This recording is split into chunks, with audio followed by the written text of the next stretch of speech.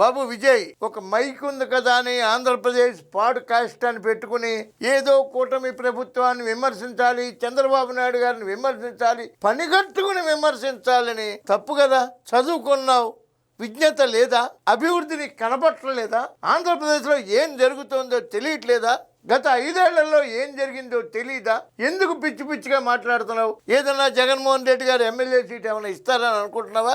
ఇస్తే ఉన్నదేమైనా అమ్ముకుని నాశనం అయిపోతావు. ఏమైనా 1-2 ఎకరాల పొలం ఉంటే అమ్ముకుని నాశనం అయిపోతావు. ఇట్లాంటి పిచ్చపనులు చేయకో. ఏంటన్నాను?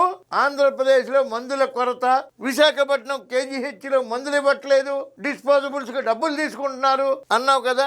నేను స్వయంగా విశాఖపట్నం KGHలో మాట్లాడి ఎంక్వైరీ చేశాను. ఒక త్రైమాసికానికంటే 3 నెలలకి 7 కోట్ల రూపాయలు ఫండ్ రిలీజ్ అవుతుంది.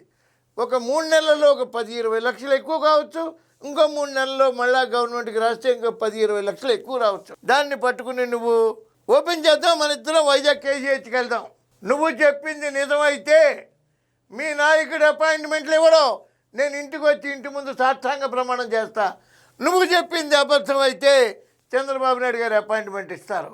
వచ్చి చంద్రబాబు నాయుడు గారికి సారీ చెప్తావా? Open challenge Vijay. అమ్మా ప్రసాద్ చెప్తున్నాడు.